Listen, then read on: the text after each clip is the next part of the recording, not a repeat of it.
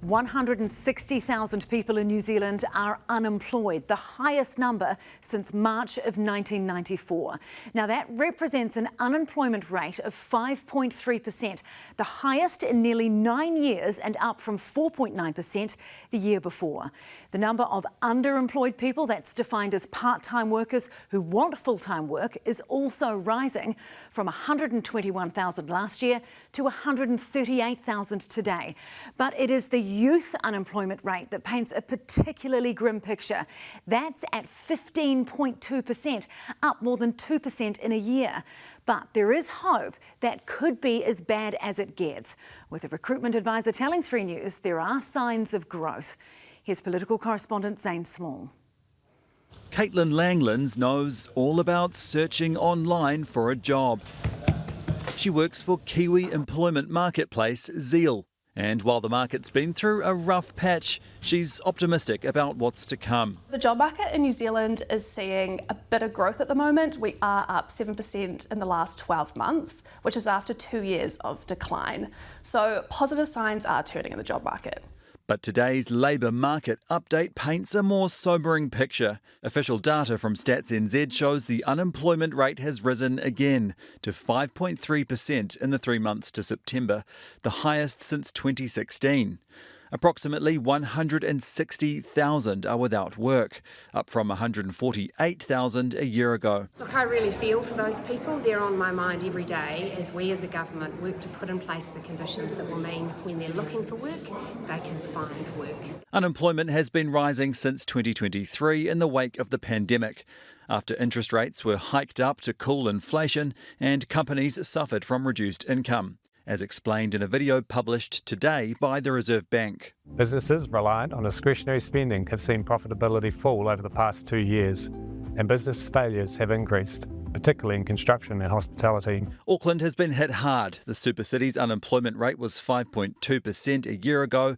It's now risen to 6.1%, and it's youth who are struggling the most.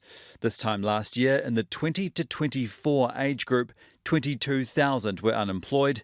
That's now risen to 27,900. Does he stand by his claim 6 months ago that unemployment had peaked, given that it's still rising, with as many people now out of work as the entire population of Tauranga? Mr. Speaker, I do stand by that statement because clearly unemployment has moved very little since that time. It is peaking and will decline in good time. The Deputy Prime Minister may be correct. Infometrics analysis published today states that employment appears to have reached the bottom of its cycle. As the central bank explains, cheaper borrowing is expected to help businesses recover. Lower interest rates and elevated export prices are benefiting some sectors, and conditions are expected to improve gradually over the next year as low interest rates help to boost consumer spending. We know that when economies recover from periods of high inflation and interest rates, that's when we get growth coming, that's when job creation. Can you understand that you're projecting those new jobs and that those are just words at this point? When are they actually going to come to fruition?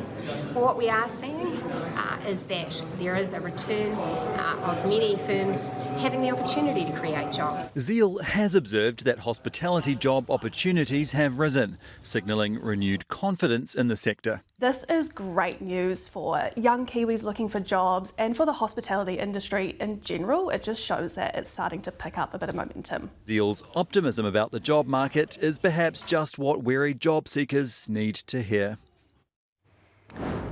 Kia ora, Zane. You mentioned interest rates there. What are we expecting from the Reserve Bank's final update of the year? Well, Sam, the final update will come at the end of this month on the 26th, and it is widely expected that the central bank will cut the benchmark lending rate yet again by an estimated 25 basis points. That would bring the cash rate to 2.25%, which is considered to be stimulatory. A further bid to try and boost economic activity after we saw that significant decline in GDP of nearly 1% in the 3 months to June. Westpac chief economist Kelly Eckhold seems to think that the central bank will then call it a day on the stimulatory cycle. As he puts it, sit back and let the medicine do its work over 2026.